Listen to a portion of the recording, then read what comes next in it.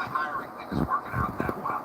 No, I also think it really undermines, like, maybe the positives of the feminist movement when we're like, hey, hire us because we got hoo-has. Yes. Like, that's not beneficial to women. That doesn't help equality. That doesn't help us feel, like, respected or appreciated in the workplace. It's like, well, I'm only here because I'm a bond with, you know, Well, the movement gets set back because if you said, okay, look, what do we got in the NFL? Back to the NFL. What are our quarterbacks? Well, we got white guys, we got black guys, and we got like Samoan guys or whatever. And I go, no Jews. And you go, no, we I think don't there have is that. one. Maybe it's college football, though. Maybe it's college. And I go, well, I need some Jews in there. And you go, well, there's no Jewish guys not even on the third backcourt. Well, let's get a Jew in there. And then the Jew gets in there, and he just throws picks, and he fumbles the ball, and he gets sacked every time. Well, you would hurt the movement at that point. And then I would go 5 years from now and go, how come no Jewish quarterbacks? And I go, well, remember Lenny? Yeah, that was a disaster. And you actually, Kamala Harris and Karen Bass actually hurt the movement because you go, Los Angeles needs a female, needs a black female. To what? Burn the city to the fucking ground? Like, if you're a normal person, you now associate a black female with being a shitty mayor. Yeah, with being a loser. Right. So Who lets the city burn? You hurt the movement. Yes. 100%. Another woman that's hurting the movement, a lady named Sia Weaver, who is Mamdani's new director of the city office to, quote unquote, I'm sorry, this is a job, quote, office to protect tenants. She made statements and urged her Twitter followers to elect more communists in several lecturing posts on her now deleted X account. By the way, all this stuff, all of your now deleted, like all your old, if you're still proud of it. I know, that's the whole thing, like, when Kamala Harris ran for president, she had to walk back every fucking policy she wanted to put in place from 4 years earlier. Like paying services for prisoners in California. Oh, yeah, no, I'm not against fracking anymore. Like, okay, why are we walking back your policies, notions, and ideas you had in your 50s? Yep.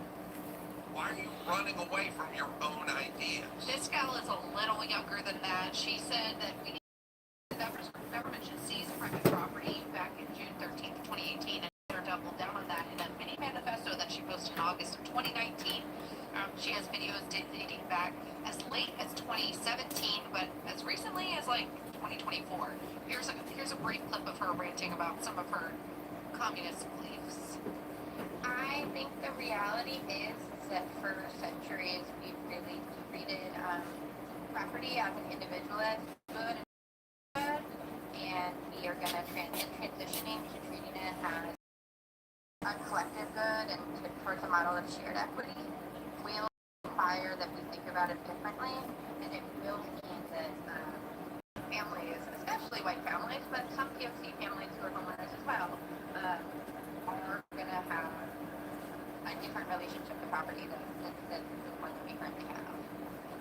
I think the reality... It's all extra talk. Maybe she should talk to the Black Chamber of Commerce about how they are against estate taxes and fines and death taxes and fines and property taxes and fines because they know that the family's greatest opportunity out of poverty is having like a home that they can pass down for generations.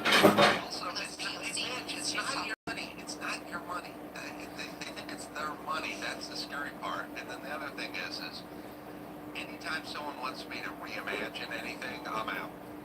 Yeah. I don't want to reimagine Mary Poppins, and I don't want to reimagine home ownership, and I don't, when they go, we have to think differently about how we used to think. I don't want to reimagine beauty. I'm not into the fat chicks on the Dove billboard. I'm not into reimagining or rethinking anything. This is how we think. You're kind of set in your ways. I'm set in my ways. That's so how it's not a part of your New Year's resolution to try something new or embrace a new thought. New things are great. You telling me to reimagine beauty is not going to work for me. I have a pretty good idea. Reimagine home ownership, Adam? Can't you reimagine being more equitable in your property? They have a serious fundamental problem, which is they are relying on people to not be human beings. Oh. And that is a huge fundamental problem. But part of this is, part of being human is to be in a lot of ways, and I would say that America has the least selfish people based on charitable donations and everything that we do for our neighbor and for others. The result of what happened and how everybody came together post the fires is a perfect example of that. But it's like they are so selfish in the way that they live their lives, in addition to how they want everyone to support and applaud the way that they live their lives, all while they're telling you you need to give up everything that you worked really hard for yourself and your family. They have no idea that we're able to pull off whatever this is. Now, if it would work, then I would applaud it as well. We live in a society where people pull copper wire out of lights. So no, we cannot be left alone or unsupervised or left or play nice or share. It's not gonna work that way. Or even to pretend that everybody has the same thing or equal things to share. You're really talking about taking away from the rich and then the middle class, because that's what happens. When you scare people from New York, then you're going to start really negatively affecting the middle class in New York. Put out there. All their ideas are bad. It could be about community policing. It could be about borders. It could be stop and frisk, fighting against everything. They're essentially, they fight against what I say is gravity. Something it's basically, they're asking for something that's not achievable.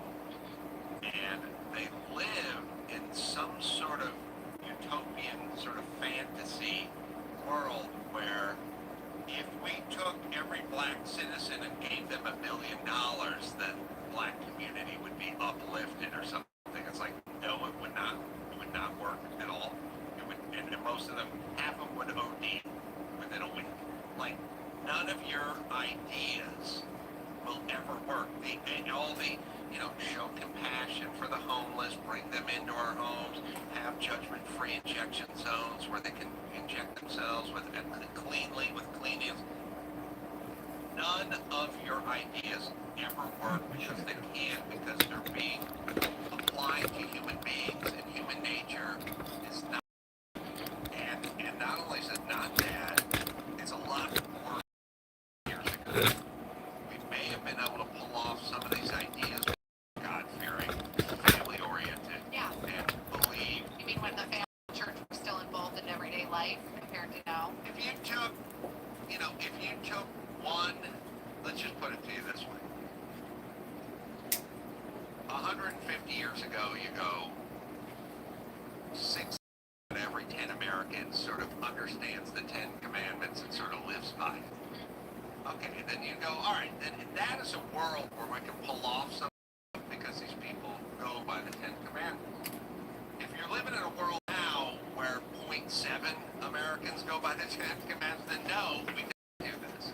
It's basically, I say it all the time, but I really mean it. If everyone in your society is following the 10 Commandments, and you're out of town for Halloween, you can leave a big bucket of candy on the porch and say, to one place, Yep. and that'll work. Not anymore. Would it work? No, it is not going to work. Okay. Well, then we have people that don't follow that. And for those people, they cannot be trusted with daycare money, with clean injection zones, with bring your dog to the airport, and whatever. That was such a wide range of options there. It's all guilty, and it's all on display all the time. And that's why when you go into the CVS, they've locked up the deodorant and Target too, man. the batteries. We have to build cages around things because we have such a problem with dignity and character. And there's no way that we can simultaneously have a society that has batteries, spray paints, and hairspray in cages in every store, barbed wire around the freeway signs, and we're on basically the honor system when it comes to you getting money from the state with your autistic child who's on the spectrum. It will all be exploited. So there can be no more trust in the system. Now, it's sad that we got to this point, but we're here now. And these asshole politicians are the ones that shit in. Yeah. Yes. Do you want wanting to hear about somebody else that Yes. Mamani appointed? They're all the best. Whether they're all women or something of color, and they're all dumb shits. Dina Levi, or Levy, What, a woman? is a new commissioner of housing preservation and development. She's currently serving as senior vice president of the single family and community development of New York's Division of Homes and Community Renewal. By the way, all of this stuff, you guys haven't dealt with it. It's just one more permit, one more place, Seems one more insane. check, Like, one more how much do thing these you have people to get do. paid? They get paid a ton, but better yet, you know what I was I was ruminating on today? Do you like that word? Like a You like to ruminate, but you also like to use the word. ruminate. I was ruminating today. I was thinking, looking at you guys. You know, there's this building site that's down the street that I'm obsessing on because of the pilasters and the caissons and the seawalls and the rebar and the concrete. They're building a big cement bunker up the street in PCH. There's all the regulations and all the whatever. Yeah. And I was down there, and I've been down to that job site. They're tired of seeing me at this job site. I walk around and take pictures, and what do you do? You It's a get a bunch cup of, of coffee and you pretend that you're the foreman. it's a bunch of Mexicans, and they have no fucking idea what the gringos doing with this camera once again. But I just felt. But the guy me and Andrew ran into last night, we're there, were once again a deputy inspector. Oh. All right, so here's what I want you guys to well look. No longer do you call the inspector to come from the city to come inspect the job site. Now, here's how job sites work. Job sites work this way. You go, I got a piece of land, I want to build a house. Then city building and safety goes, submit your plans. They'll plan you. And then they look at your plans, and they look at engineering, Yeah. and they look at all the stuff that you've submitted. And they flag stuff. They go, I got number 4 rebar here, should be number 5, and there's no sips and hold downs here. Let's see some of those. And they just, by the way, it keeps going up. More, bigger, stronger, deeper, better. And they more money, and they keep flagging stuff, and then you write them a check. Because of course, why shouldn't you pay them to build a house that you're gonna then pay taxes on, and then pay them the taxes on it? And by the way, when you take the house and you do all your home improvements on it, it goes from $1 million to 1.7, it gets reassessed, and then you pay more taxes. And you certainly pay more for a dirt lawn and a dirt lot, and you build a house there. Now you pay them taxes, but you have to cut them a check Yeah. For the for, permits. for the privilege of building a house that you're paying for on your own. And then, traditionally, the way it would work is you would form the foundation and you would call for an inspection. And then the guy would come in from his office, not in a real timely way, but you'd call for an inspection. The guy would come by, look around, okay, put the piece of rebar up on the horizon, and think, okay, you're good to pour. And then you do the pour for the foundation. And then start framing. Frame. When you're done with the framing, call for another inspection. Then electrical inspection. Then a plumbing inspection, blah, blah, blah. And at some point, the guy'd go, you close up the walls. We're good. But lately, and more recently, and I mean, it's been 15 or 20 years, they've decided, why do we have our guys coming from the office and driving over to your place? Well, I would argue it's your rules, and I cut you a check. That's why. Yeah, I didn't want to do this. You want to do it. No. I'll tell you what. Why don't we have a position called a deputy inspector? Oh, so you have a deputy inspector from it? No, not from our office. This is a separate thing. Oh. Oh, so you're gonna pay? No, we're not paying. You're paying a guy to do the job we don't fucking feel like doing. So you came into our office, showed us plans, cut us a check, and now we don't want to leave our office and come look at your shit, but you can hire somebody at your expense, called a deputy inspector, and then he'll watch your shit, and then he'll bring the shit back to us, and then we won't have to move at all.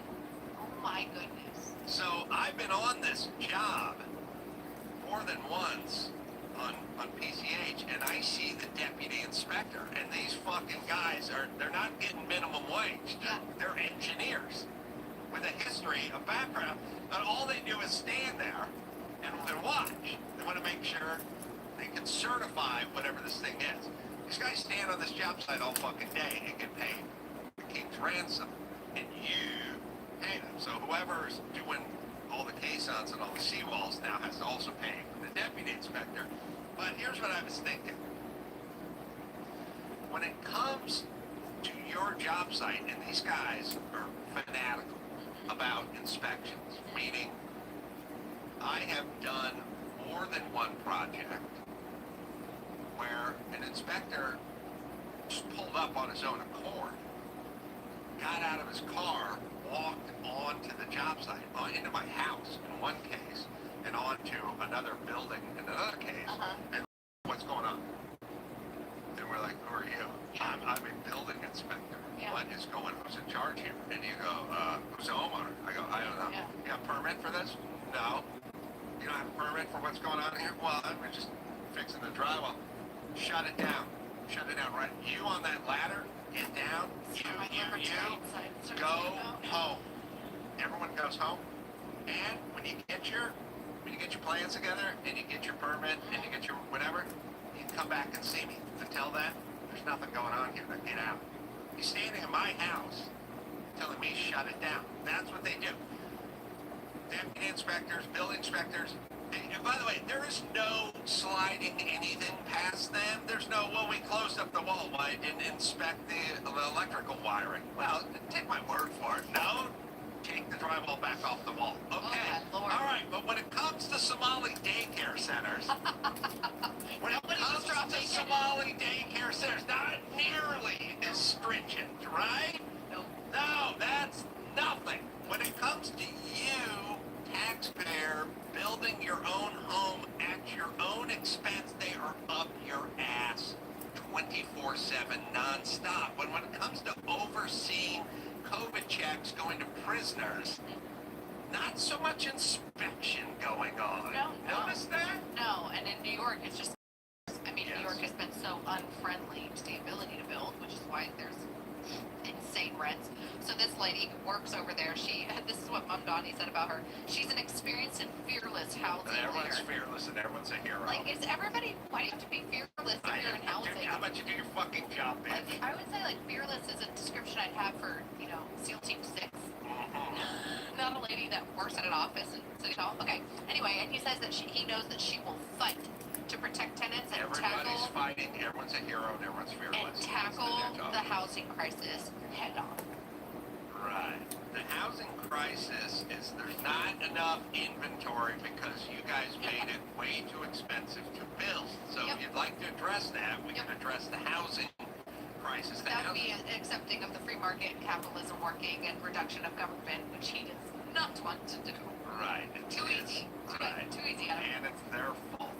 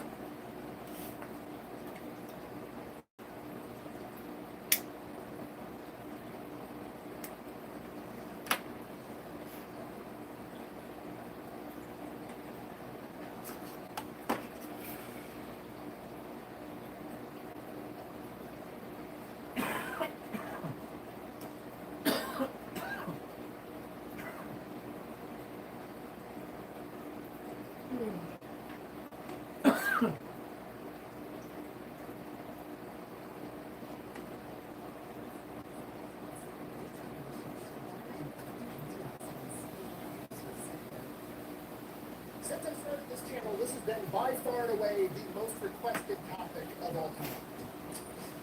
Today we're talking about mattress stores and why they're absolutely everywhere, because let's face it, if you've been on the internet for like 5 minutes in the past 10 years, you've probably seen the memes or seen the Reddit threads or any other number of things where people are convinced that mattress stores are a front for laundering money, right? I mean, that's the only plausible explanation, because there's literally mattress stores across the street from mattress stores. You've been in a mattress store, you've never seen any other customers there ever. The average person buys a new mattress once every 12 years. Why is there 17 mattress stores in a town that's got people? It doesn't make any sense.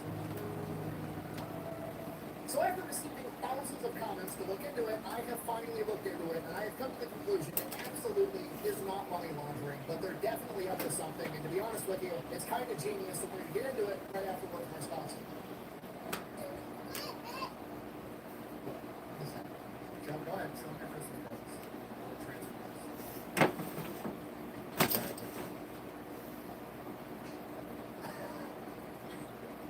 Alright, you guys know what to do. Believe me, online subscription models, you give them money every month, they turn around and make sure that data brokers on the internet aren't selling your personal information. What does this actually do in practice? It gets rid of a bunch of robocalls and spam emails, and on top of that, your personal info isn't just floating around the internet for anybody to be able to buy for a couple of bucks. And don't you know, it's not the same thing. I don't want to give the lead my personal information. I don't want to get my personal information off the internet. Why would I give it to an internet company? You don't really have to give your personal information. It's honestly kind of creepy. I gave them my name and my email address, and that was it. They came back to me a couple days later and was like, is this your address or one of your previous addresses? It was. Is this your mom's full name? Uh-huh. Is that your dad's full name? Uh-huh. They knew this person. Did you go to this high school? They knew everything about me and knew exactly who I was just by me giving them my name and my email. All I had to do was answer a couple of yes or no questions as to whether or not that was in fact me, which it was. At which point they're like, cool, go ahead, pay for our subscription service. We'll go to all the data brokers where we found this information and force send it to the lead. And as long as you keep being a paying member, they will continue to monitor all these data brokers for your personal information. And if these data brokers do acquire it again, they will force them to delete it again. Not only does this mean your personal information isn't floating around the internet, it also means you're going to get less telemarketer phone calls, you're going to get less spam emails. In my opinion, it's definitely worth it. I've been using them since before they were paying me to talk about them, and I'm going to keep using them after they quit paying me to talk about them. If you want to give it a try, I'll have a link and a discount code down below. Let's get back to the video. Okay, mattress stores, laundering money. I'm going to be honest with you, I've avoided making this video for like several years now because I've known the entire time that they weren't laundering money. I knew they were up to something, but I knew it wasn't that because at face value, it didn't make any sense. And I knew that because I know what money laundering is, and the average person doesn't really know what money laundering is. They like kind of have a general idea and they know it's bad, so it just like is an easy plug and play answer to justify things that they don't understand. Okay, basically everything looks like conspiracy theory if you don't know what the fuck you're talking about. That's pretty much what this means. Okay, so let's know what we're talking about. What is money laundering? Money laundering, like cleaning, like doing laundry, basically you're taking dirty money and you're making it clean. Dirty money, obviously referring to money that you've acquired through illegal means, like prostitution or selling illegal drugs. Clean money, referring to like honest, hard-earned money that you got from your W-2 paying job.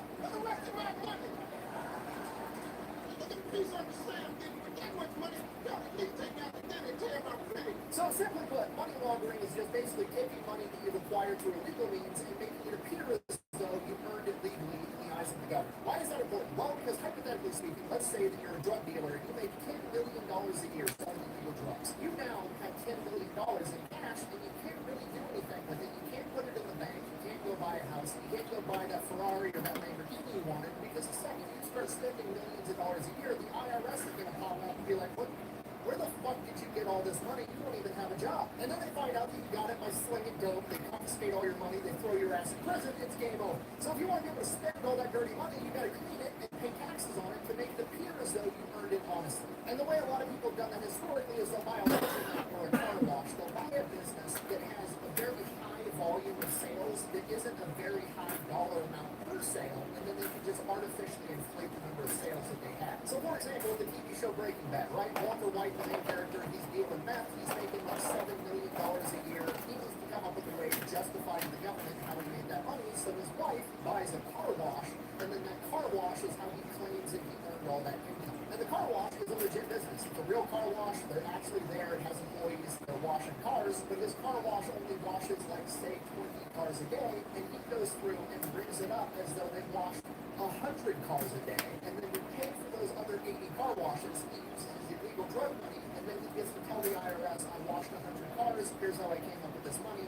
He does that every single day on a loop, repeat over and over again, until he justifies all that drug money. And this is pretty much how I knew that all these mattress stores weren't being used for laundering money, because it doesn't line up with the business model, right? If you want to launder money, you want to be able to say, I washed 100 cars today, but in reality you only washed 20. You can't really do the same thing with selling mattresses because there's a paper trail. Okay, think about it. If you get audited by the IRS and they're like, I don't think you actually washed 100 cars, cool, fucking prove it. I said I did. I typed it into the cash register. Guess what? I did. The end. They can't prove shit. If you turn around and try doing it with mattresses and you're like, I sold 100 mattresses on Tuesday, all they have to do is go to the mattress factory manufacturer that you buy mattresses from and be like, hey, how many mattresses has this guy sold this year? How many has he bought from you? Oh, he's bought 100 mattresses this entire year and he's telling me he sold 20,000 mattresses? Obviously, he's fucking lying. Game over. You lose. Whoa, couldn't they also look at all the cleaning supplies that you didn't use for your car wash and know that you weren't actually cleaning that many cars? But yeah, sure they could, but I mean, think about it. It's fucking soap and water. Just buy enough soap to wash 100 cars and then dump all the soap that you don't use down the fucking drain. Ta-da, the evidence is gone. Okay, do that with mattresses. You gotta explain why you're taking 7 semi-loads of brand new mattresses to the landfill every fucking week, and they're gonna catch your ass. Okay, on top of that, another reason money laundering selling mattresses doesn't work is because mattresses are like anywhere from $1,000 to $5,000, and the average person only buys one mattress every 12 years. Meaning that if you're trying to launder money by selling mattresses and your mattress store is in a town of 50,000 people and over the course of a decade you sell 180,000 mattresses, that's going to raise some eyebrows, whereas something like a car wash or a laundromat won't, because guess what? People are washing their cars hundreds of times. People are doing laundry every fucking week. Like, this is a recurring thing that you can justify. This is why doing money laundering via selling mattresses doesn't make any sense. So the entire conspiracy theory that mattress stores are a front for laundering money, complete fucking nonsense. No, they aren't, okay? That doesn't change the fact they're definitely up to something. We agree on that. Because they're everywhere, right? It's insane. I live in a town of 35,000 people. We've got like 7 mattress stores inside of this town. It doesn't make any sense whatsoever. There's literally mattress firms across the street from other mattress firms. Like, they're definitely up to something. And it took me a little while, but I finally figured out what they're up to, and it's completely legal, but it's also brilliant. It's just one big real estate play. That's the entire business model. They don't actually give a shit about selling mattresses. They just want to occupy high-value real estate for 10 years and then sell the lease. Okay, so here's how this works start to finish. Basically, a real estate developer comes into a town. This is a growing town. He wants to go in there, spend millions of dollars, and develop this new shopping center area. You know, there's going to be a Walmart there, the Best Buy, and the Kohl's. And while he's building those 3 buildings, he's also going to build a bunch of blank slates, right? All the little strip malls around. Maybe there's going to be a Verizon and a chiropractor and some little boutique, whatever the fuck. All those blank ones that are going to fill up later. Flavored the protein, extracted marinara sauce, and half the price of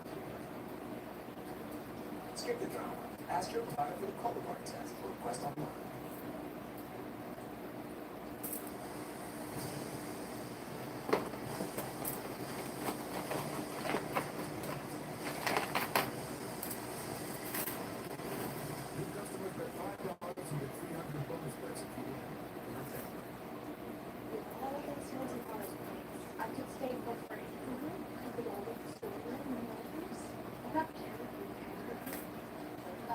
When you want points that can take you anywhere, anytime, it matters where you stay. Hilton, for the stay.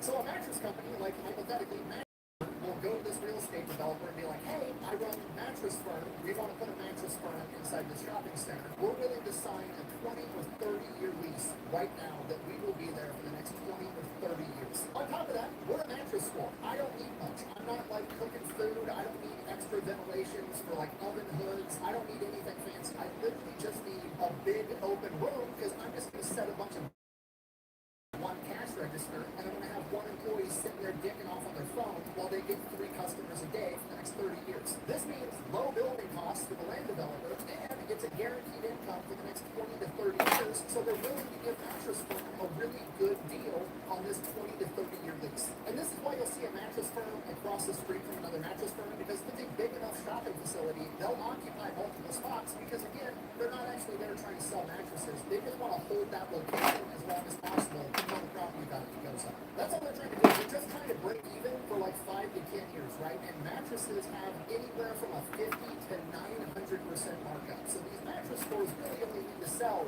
3, 4, 5, 10 mattresses a week or a month to be able to break even and pay their costs. And then 5, 10 years down the road, once that count is continuing to grow and businesses are coming in and cycling out, you know, like this boutique came in, it went out of business, now there's more people in town, so they're bringing in a Subway. But now Subway's going to pay a higher lease rent because there's more people in the area, there's more shopping. The property value is always going up. But Mattress Firm is still locked in with that original 20 to 30 year lease at a fixed price. So they're paying way less than everybody else. It is at this point that they flip the script and they leverage the fact that their business fucking sucks, right? Nobody ever goes to a shopping center because they want to go to Mattress Firm. You know what I mean? They're not bringing in any foot traffic. Like, you know, there's a big shopping center, there's a Walmart there. It's like, oh, I'm going to go grocery shopping. And while I'm going grocery shopping at Walmart, I'm also going to stop by Kohl's. And while I'm there, I might as well stop at Verizon, and then we'll have lunch at Subway. So these shopping centers all kind of feed on one another. But Mattress Firm doesn't contribute anything to that, which is actually lowering the property value. So in the eyes of the real estate developer, the guy that actually owns the building, he's like, man, they're locked in for the next 20 years, but I wish I could get some other business in there, like a doctor's office or a dental office. Something that's bringing in foot traffic, because when that foot traffic comes in, statistically, you know, 1 out of every 5 people isn't just going to go to the one place they went there for. They're going to stop at some of the other stores, and that's going to raise all my property values that much more, and then they get to charge everybody even more rent. So Mattress Firm, or whatever the mattress company is, then goes to the real estate owner and is like, hey, I'm willing to sublease this out to a dentist or a doctor or some other store that's going to generate more foot traffic. I get to keep the money. I'm paying, you know, $1,500 a month rent, $2,000 a month rent, whatever it is. Currently, that's valued at $4,000.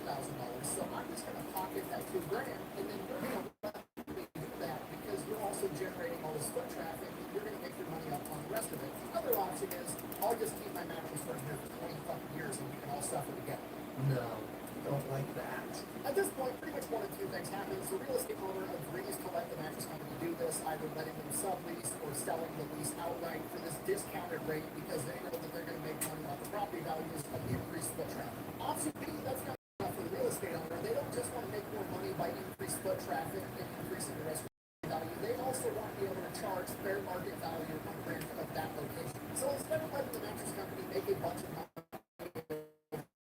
in the next 2 decades by subleasing or selling the lease, they turn around and they're like, no, I'll just give you one money so I can break the lease, then I can turn around and rent it for whatever I want. Basically, the real estate owner has to just pay them to leave. Like, the entire business model is just being like barnacles for shopping outlets. Like, I'm just gonna get here and I'm gonna fucking live here and survive, be a pain in the ass for everybody. If you want me to leave, it's gonna cost. Again, that's like the small case-by-case basis, right? That's not where the real money's getting made, right? You gotta realize there's a certain amount of convenience in the fact that they own thousands of locations in every major city all over the entire country. And that's not an exaggeration. Like, put it into perspective, there's like 17,000 Starbucks in the United States. There's somewhere between 15 and 18,000 mattress stores in the United States. So where they make money is being able to leverage and bundle all of that together. Okay, so hypothetically, say there's a new urgent care clinic that wants to open up locations all across the United States. They want 500 locations in every major city all over the U.S. They've got pretty much 3 options. Option A, they can go and do 500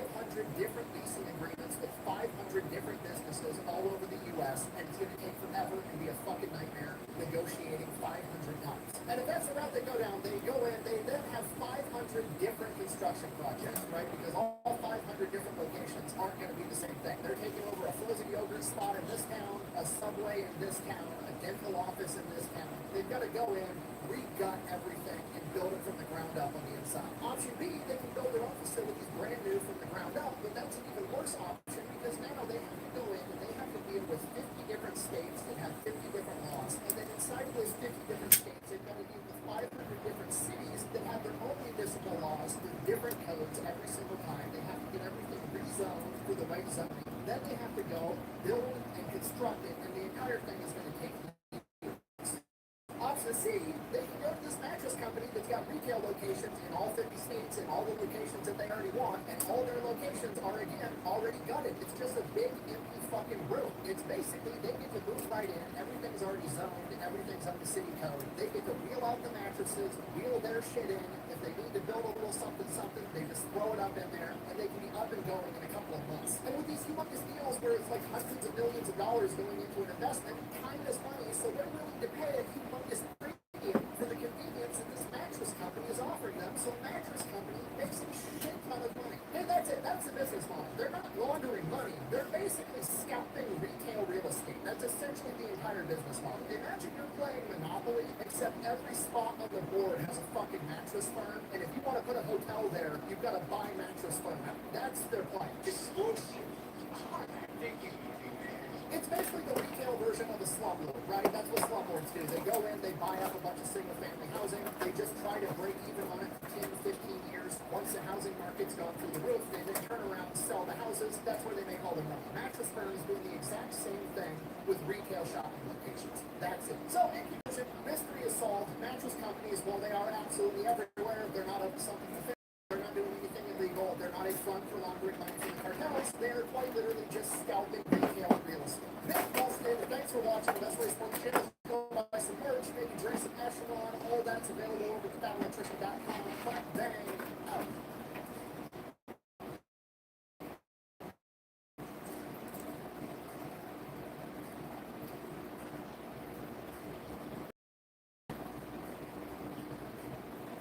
Drive into the new year with new colors at the Low Hour Service and Tire Centers. So $120 on select Continental tires. Buy two, get one on select Cooper tires. Buy one, get one on select Maxxis tires. And save $110 on select Goodyear tires. Visit Monroe.com today. Offer ends January 31st.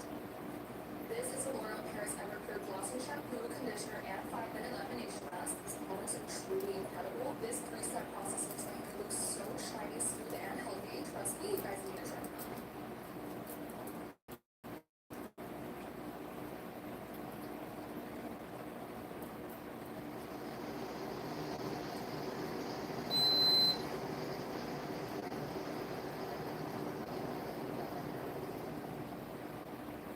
Thank you to Odin for sponsoring this video, and welcome to Aviation Republic. My name is Joe.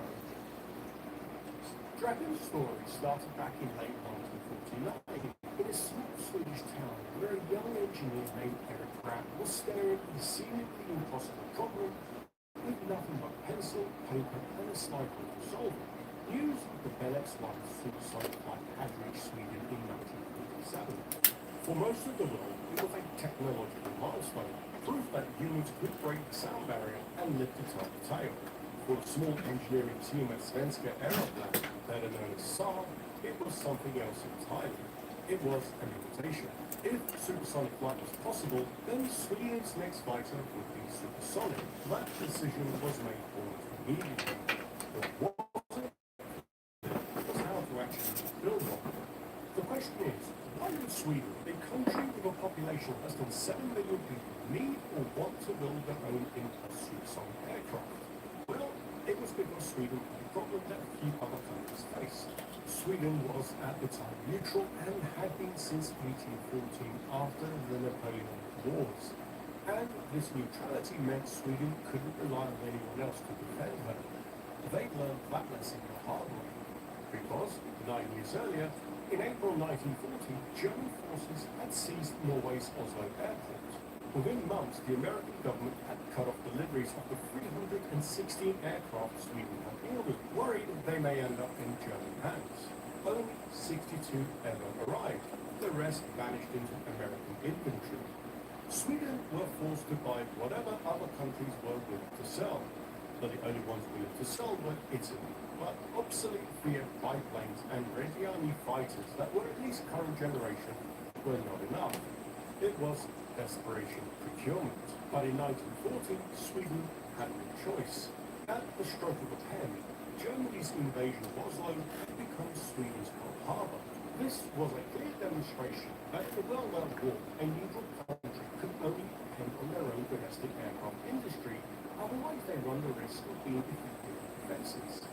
That experience led to the Swedish government's November 1940 basic agreement with Saab, which formalized production commitments. At least 1,100 combat aircraft by mid-1946, with production rates up to 30 aircraft a month required. But they weren't starting from scratch. Before the agreement, aircraft that would fulfill these commitments had already been in development. Saab had taken over another aviation firm, ASJA, in March 1939, inheriting their project that became the Saab 17 dive bomber, along with the twin-engine Saab 18. Then there was the J-21 in 1943, Sweden's first significant indigenous fighter and the first world product to emerge from a basic agreement. It was also one of the only combat ever used operationally in both propeller-driven and jet-powered versions, the other being a Soviet Yak-15, though that was less a conversion and more a jet engine grafted onto an existing airframe. Let me know in the comments if there are any others. By 1948, Saab had already flown the J-29 to Nan, all to the barrel, of which 661 would roll off production lines. That track record, going from the desperate 1940 procurement to delivering hundreds of Tanans, was a huge industrial achievement that no doubt needed managing thousands of contract schedules and suppliers. And speaking of keeping track of what's been delivered and what hasn't, I used to run a small business for many years, and as any small business owner knows, you have to wear every single hat: sales, marketing, legal, customer service, tech support, and people. Don't get me wrong, we love landing new customers, doing actual work, seeing the business do well. But there was one task that irked me to no end: the aftermath. Generating invoices, keeping track of what had been paid, what was outstanding, who needed a gentle reminder, and who conveniently forgotten to pay for 3 months. Then came the end of year accounts, making sure all the invoices were in order, cross-referencing some bank statements, finding that one I'd sent, but somehow ended up forgotten in the glove box of my car. Keeping track of all the paperwork was a monumental pain in the ass. The hours I could have spent actually growing the business were instead spent chasing numbers in a spreadsheet. That's why Odin's invoicing application is a revelation.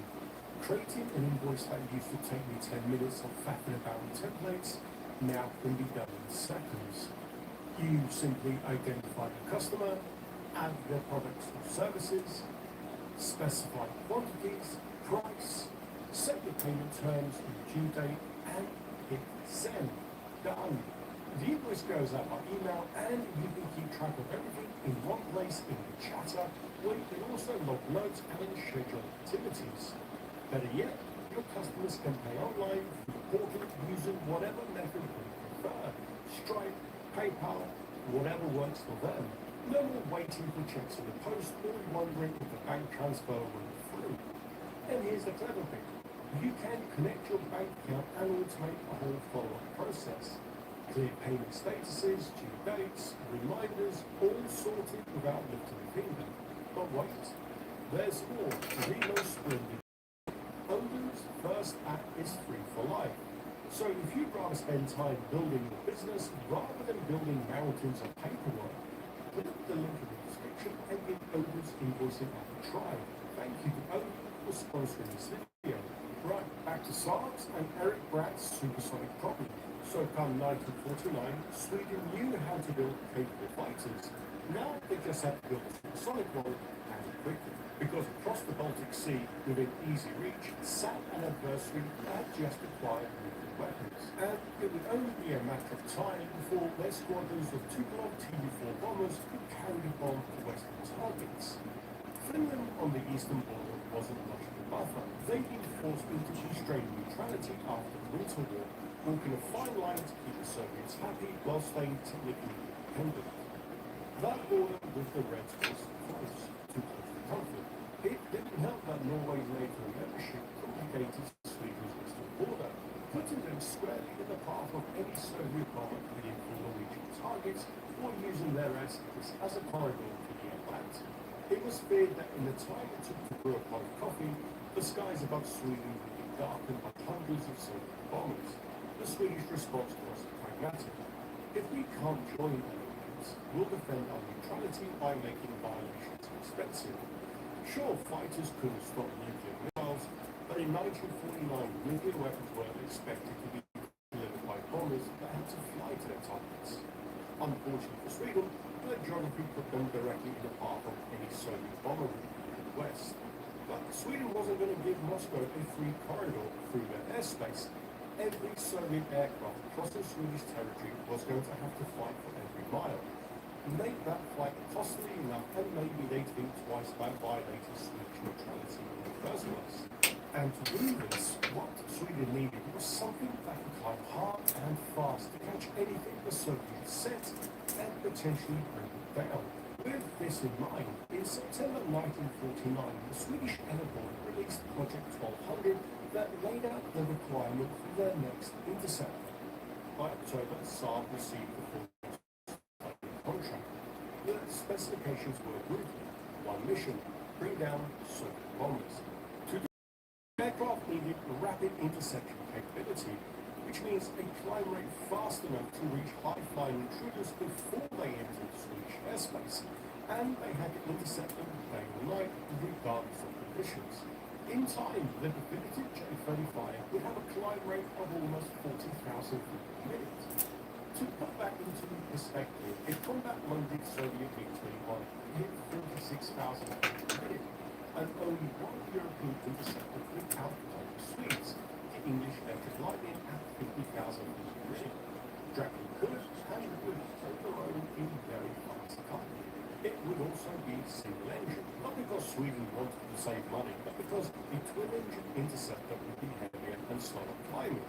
For intercepting a higher climb rate mattered more than redundancy. But Eric Bratt's team knew better. The Tu-4 may be slow and lumbering, but it was already operational, and the Swedish engineers knew that the Soviets wouldn't stop there. Their bombers would soon be faster and fly higher. So, even though Project 1200 requirements specified a maximum speed of Mach 1.4, Bratt understood that any interceptor design would also need built into it the ability to go faster, much faster. The so-called speed creep. Then came the requirements that made everything else nearly impossible. Sweden's entire Cold War air defense doctrine, BAS-60, was built around dispersal. If war came, Swedish aircraft wouldn't be sitting on big air bases waiting to be destroyed. They'd be scattered across the country on wartime road bases hidden in forests using reinforced public roads as runway. A typical wartime strip was roughly 800 meters long and 12 to 13 meters wide. The logic was brutal and sound. Scatter fighters across dozens of small camouflage bases, and the preemptive strike becomes prohibitively expensive. You can't destroy what you can't find, and you can't find if it's being well hidden in the forest. But dispersal created a different problem: one of support. The people servicing these dispersed aircraft wouldn't necessarily be seasoned technicians. They'd mostly be conscripts, 18-year-olds with basic training. The aircraft therefore had to be designed so these conscripts could refuel, rearm, and turn them around in under 10 minutes using minimal tools, sometimes in the dark, often wearing thick gloves. If the aircraft wasn't maintainable under those conditions, then the entire BAS-60 doctrine didn't work. This was the entire plan. But there was an issue. In 1949, nobody had built anything remotely like this. And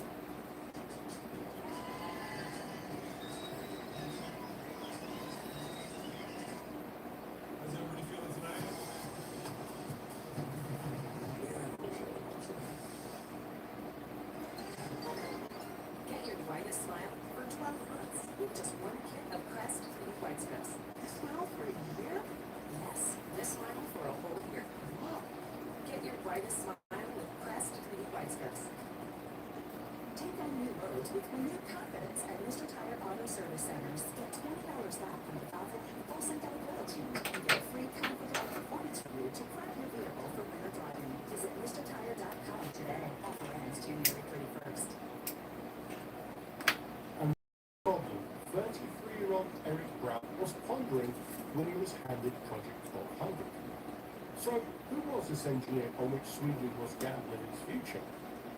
Eric Bratt had been with Saab since 1954. 1945. After spending 3 years at Skandinaviska Aero, by 1949 he'd been assigned as project manager responsible for supersonic aircraft development.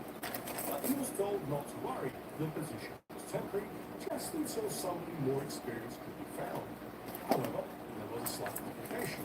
Of the 7 million people in Sweden, nobody had experience designing supersonic fighters.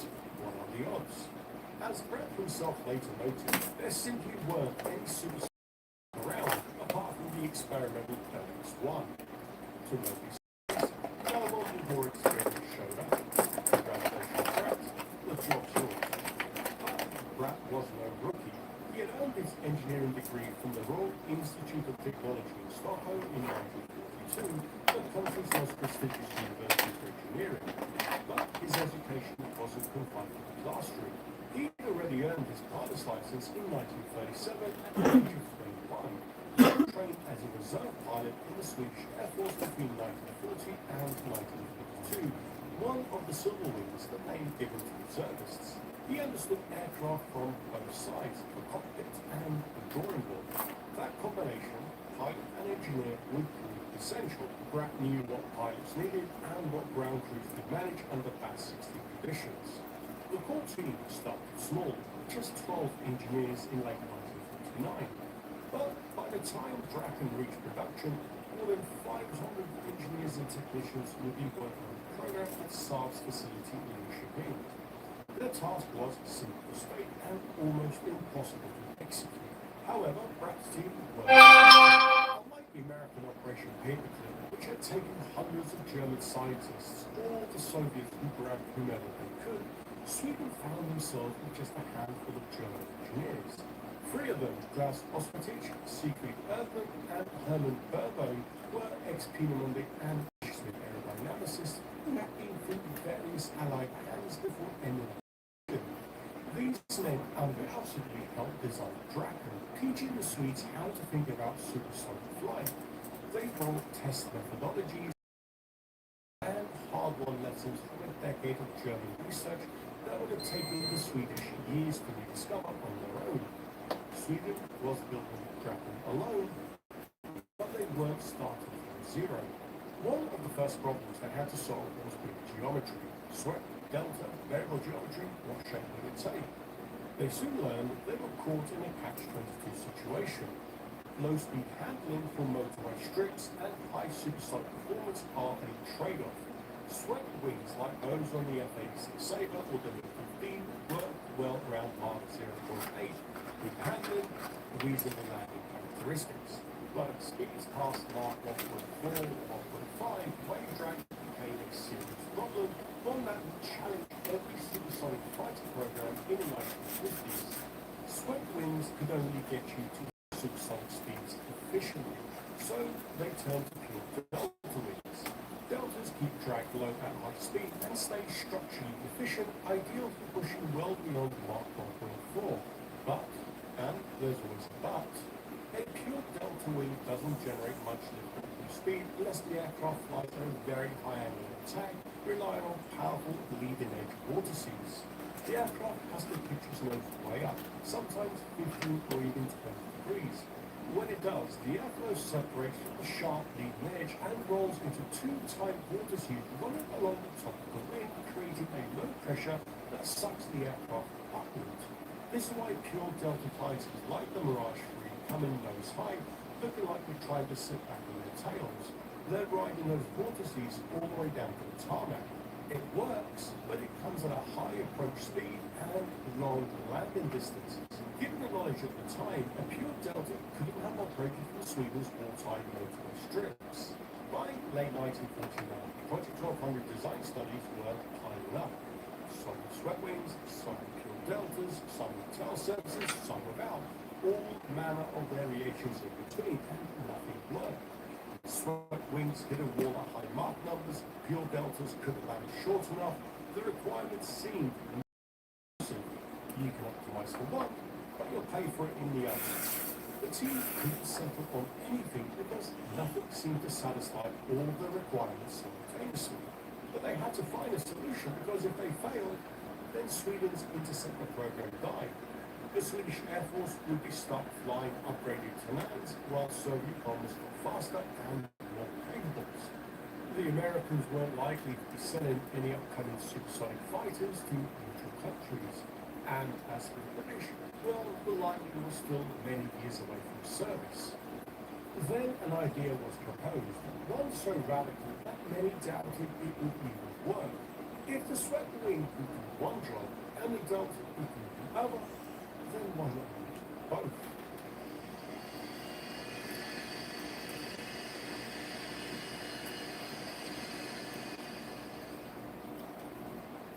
Imagine this, a design meeting at Saab's Neuköping facility. Eric Pratt walks in, carrying a blueprint for a design. He unrolls it in front of his colleagues. Some of the engineers sit and stare, taking a moment to fully grasp what they're looking at. Others laugh nervously. Maybe a few of the old-salt veteran aerodynamicists look at it with dismay. One or two might have said, that'll never fly. It looks wrong, just unnatural. Nothing with a wing like that could possibly fly. Now, I don't know if this meeting actually happened, but Pratt and his colleagues were playing a home-based game with an unusual, untested configuration that was Sweden's shot at supersonic interception. Bizarre looking as the wing design was, the man behind the drawing wasn't reckless, far from it. Eric Pratt wasn't a mad scientist sketching triangles on napkins. He was the kind of engineer who would triple-check the calculation before letting anyone see it. He understood personally that if he missed a decimal point somewhere, someone would eventually pay for it with their lives. And yet he was also the one willing to bet his reputation and possibly Sweden's entire air defense on the wing that would likely be snapped in half. So, how did they get to this odd-looking wing?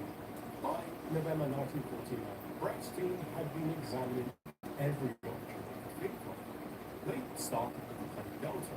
The wingspan and overall dimensions had been determined by the CD requirement, and the root core was fixed by the fuel volume needed for the intercept mission.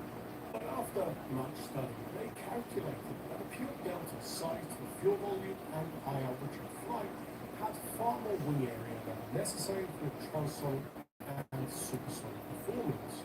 And this was bad. In the transonic regime, right before and just beyond Mach 1, any excess wing area generated severe wave drain, an aerodynamic penalty that made even small design compromises feel like you're pushing a barn door through the sky. But if they reduce the wing area, the landing speeds and distances would increase. So they had a problem.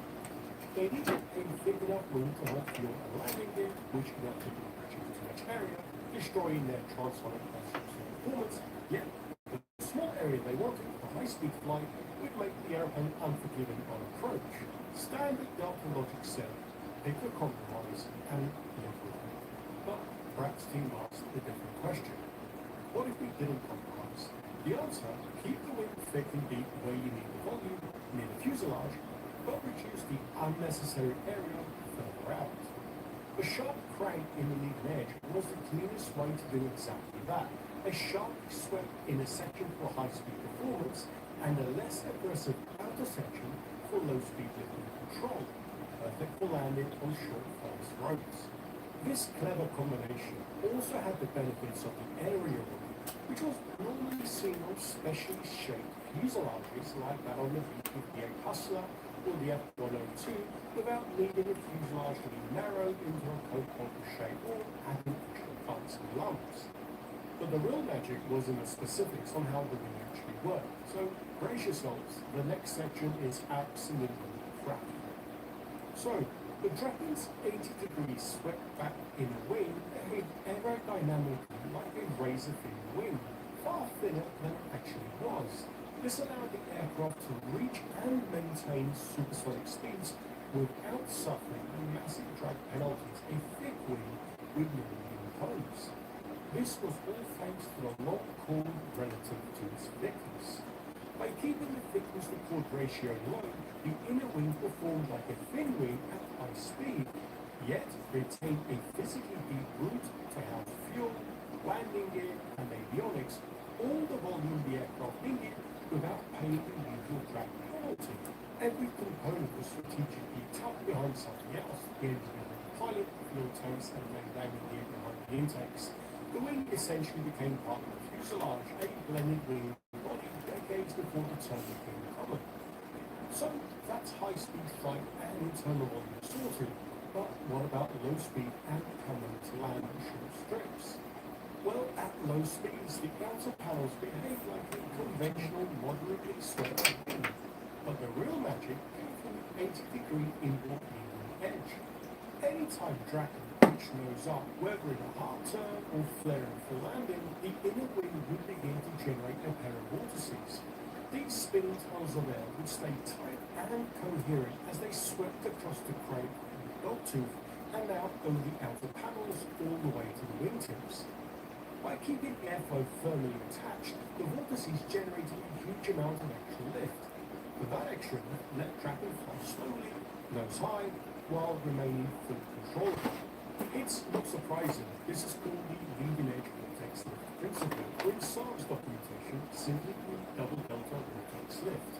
While almost every other delta wing fighter of the era reached their limits around 16 to 18 degrees, beyond that of the stall, Draken could safely pitch its nose to 26 to 28 degrees and keep flying.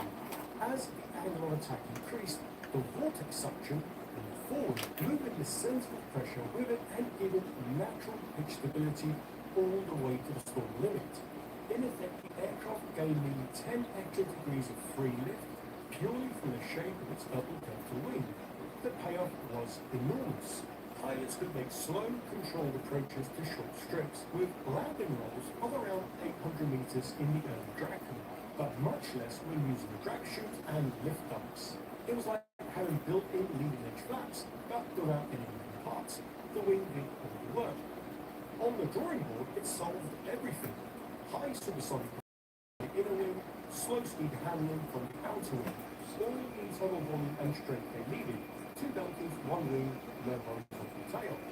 It's sort of simple when you think about it, and that's why Draken looks the way it does. But Ready? Here we go. High five, low five, all five, five, five. Once done, work done, home run, yum, yum. Fist bump, baby bump, top, top, top. Piggyback, school snack, play five, done. Get a little Sally love. Under your flu symptoms with Dayquil Intense Flu. The Daytime Coughing, aching, fever, under flu medicine. Start the year off big at the Rams Start Something New sales event with America's most powerful lineup of light-duty gas trucks. All backed by a 10-year, 100,000-mile limited warranty. Get a great deal at the Rams Start Something New sales event. Need better sleep? We can help. It's Mattress Firm's once-a-year sale on clearance. Save up to 60% on ceiling, plus get a free adjustable base. Mattress Firm. We make sleep easier. Hey, it's your dry skin. I'm craving the ceramides and CeraVe. CeraVe, with the essential ceramides, helps restore my skin barrier so I can lock and moisture for up to 48 hours. CeraVe moisturizers. And now introducing new CeraVe Anti-Man Repair Care. But Saab weren't putting all their eggs into one basket. At the same time, they were running a parallel study, Project 1220, a more conventional swept-wing supersonic aircraft. Project 1220 was supposed to be the safe bet. Saab had already built a swept-wing fighter and were working on the J-32 Lancer. They understood the limits. They were working with proven, predictable aerodynamics, but once the numbers came in, the safer option started to show its limits. As we know, a swept wing could meet the short-hit performance requirements, landing on road bases and taking off on improvised strips. That part was manageable, but pushing past Mach 1.4, the drag numbers spiked like hitting a brick wall. They'd need a bigger engine, more fuel, more structure, and that all meant more weight. Making the low-speed problem worse, it was a vicious cycle. And the double delta broke that cycle. On paper, it solved everything Project 1220 could. But not everyone was convinced. Even after the numbers showed the double delta's advantages, some kept pushing for the conventional swept wing design. Even Swedish Airborne's second-in-command, Major General Bengt Jakobsen, was not impressed and paid a visit to Saab to take a look at what they'd been up to. Pratt and Saab's chief project leader, walked him through both configurations. The Vatican Delta with no tail and the more conventional layout with the swept wing and horizontal stabilizers. They laid out the advantages, the disadvantages, the performance and trade-offs and the risks of each design. After the briefing, Brissing asked if the Major General had anything to add. Jakobsen's response was blunt. You can build a damn plane however you want, but it shall have a tail. And it wasn't without merit. A tailless aircraft made people nervous. There were stability concerns and questions about control authority. After the general left, Pratt and Brissing had a quiet conversation. They agreed to make drawings of the double delta with a tail, something they could pull out and show during future visits from prime Air Force officials. It was a hedge, a way to keep everyone calm while they kept working on what they knew was the better solution. But the debate didn't end there. Sometime later, Eric Pratt got a phone call that the chief of the Air Force, Dave Nordvishko, would be coming up and Saab kindly presented their thoughts on the new supersonic interceptor. Once again, Pratt and Brissing laid out both alternatives, the swept wing and the double delta, the same trade-offs, the same calculations, and the same risks. When they had finished, Nordvishko asked a simple question: which aircraft is best? Pratt didn't hesitate. He said, in my opinion, the double delta is best. Nordvishko looked at him and said, then why are you working on anything else? From now on, you only work on that aircraft. And with that, the Air Force chief stood up and left the room. The decision had been made. No more hedging, no more drawings with tails to show nervous generals. By May 1950, Project 1220 was formally shelved. Sweden had just gone all in on the double delta. Nobody had ever flown before. This radical wing, the one that looked like a broken triangle, was now Sweden's only bet. But drawings and equations had only pictured so far. Could actually fly. What they needed was a wind tunnel.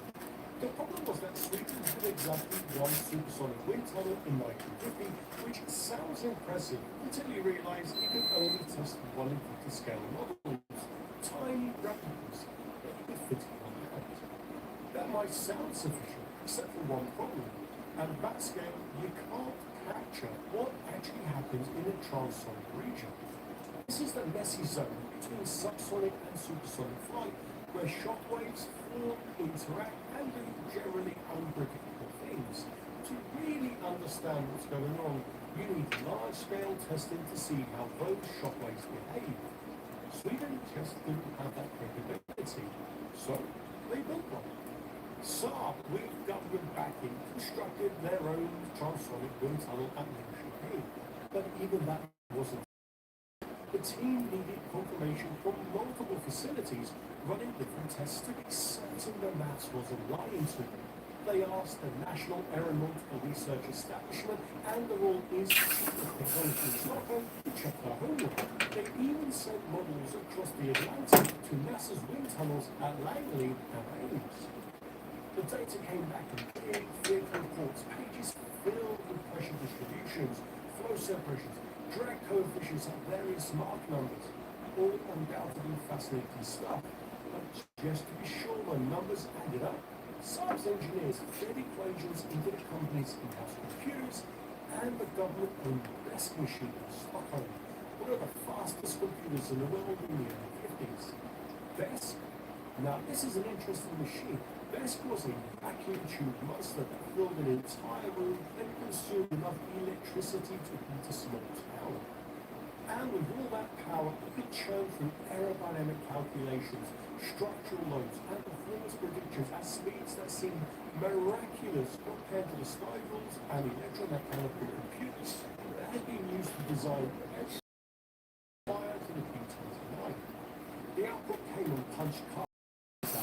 Reams of data that Pratt's team poured over, searching for weaknesses, checking assumptions, making sure that nothing could be missed. If they missed something in the equations or misread the wind tunnel later, they wouldn't know until a test pilot tried to land the thing. and by then it might be too late. Then came the full-scale torture tests. Wind tunnels are clean, controlled environments. Real aircraft operate in turbulent air, full hygiene maneuvers, and experience vibrations that no wind tunnel could fully replicate. So, what did they do? Well, they constructed a 30-foot diameter Ferris wheel rig to test the fuel system under simulated flight conditions. With this contraption, they could spin full-size fuel tanks and their components to replicate the G-forces, vibrations, and the violence of combat maneuvering. All of this testing was vital. Fuel slosh in high G-turns and sudden directional changes would shift the center of gravity mid-maneuver, making the aircraft uncontrollable. The Ferris wheel told them where to put baffles, how to design the tail structure, and which pump configurations would survive operational stresses. Since Drive was expected to intercept Soviet bombers above 50,000 feet, and possibly as high as 60 to 65,000 feet, they built a climatic chamber that could test structural components at temperature extremes down to -70 Celsius, and simulated altitudes up to 98,000 feet. Swedish winters are cold, but not that cold. They needed to know what happened when metal contracted beyond anything nature could tolerate it. They needed to know when hydraulic fluid thickened, when seals became brittle, when electronic components stopped working. Every component, every rivet, every seal, every wire had to survive those conditions without failing. They even fired frozen chickens at supersonic speeds into cockpit windscreens. A solid windscreen is important. Bird strikes at 1,000 miles an hour aren't much fun for the pilot or the bird. Colliding with a 1 kilo seagull at Mach 1.4 hits with roughly 90,000 joules, about the same as 40 rifle rounds arriving at once. The results of these tests were messy. Some windscreens shattered, others cracked like hell. With this data, they rate the windscreens that survived with their bird strike. Those chickens served them well. But before Sweden invested even more enormous sums of manpower into a program, they needed to know if the double delta would actually fly. The unknowns were enormous. There was no computer with enough power to simulate the configuration and give them the definitive answer. The design was thus far relied on wind tunnels, remote control models, wind tanks, and whatever the giant best computer had calculated. The data suggested the double delta would work, but suggested it wasn't good enough. Pratt's team knew that they couldn't jump straight into a full-size prototype. The risk was too high. So, in May 1950, early speakers, just around when Project 1220 had been ditched in favour of the double delta, they made a decision. One that English Electric would emulate a few years later. Saab would build a scaled-down aircraft.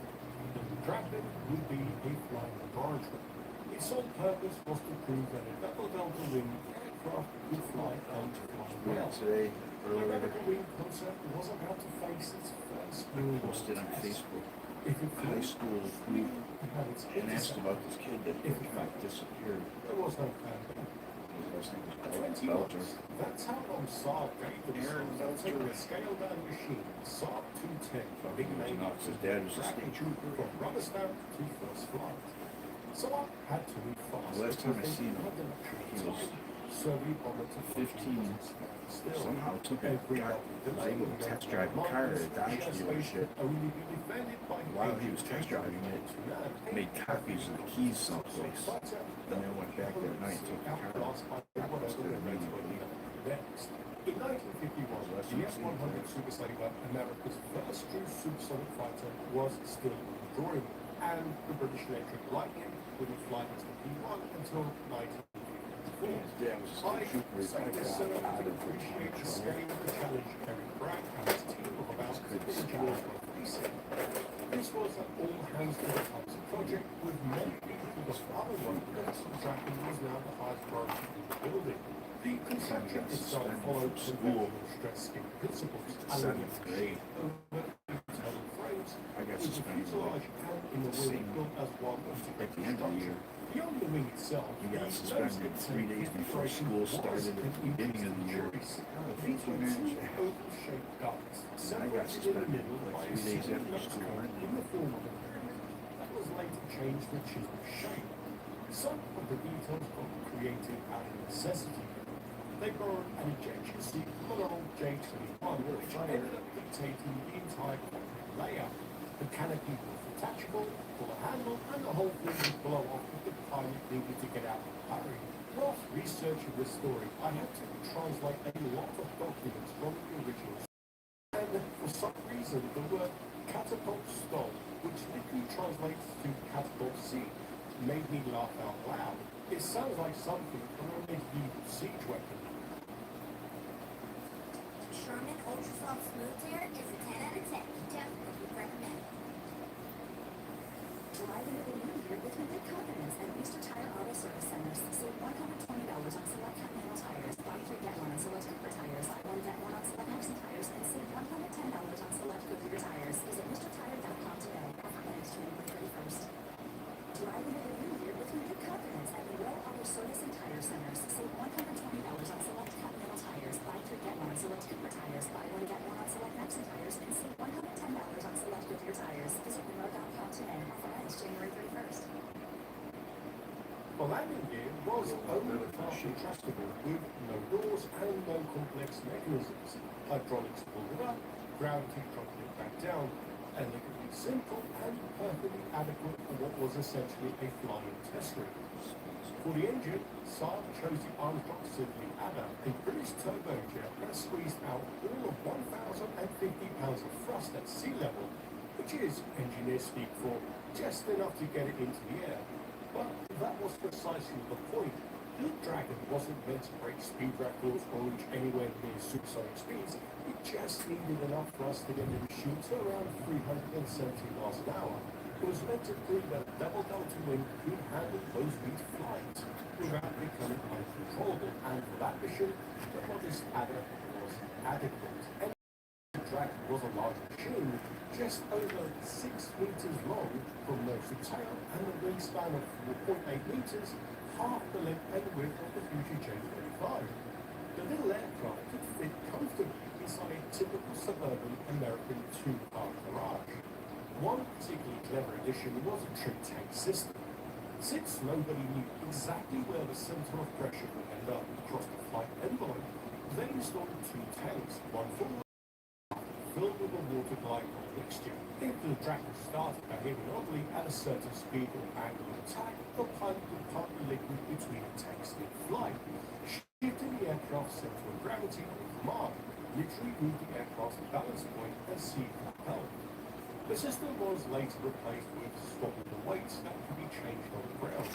By February 1951, the design of the 210 was finalized and sent to Saab's experimental workshop, a specialized facility where prototypes were built. From here, construction moved rapidly, and by early November, the Dragon was ready for engine runs and taxi tests. And that's when the problems started to show up, as they always do when theory meets hardware.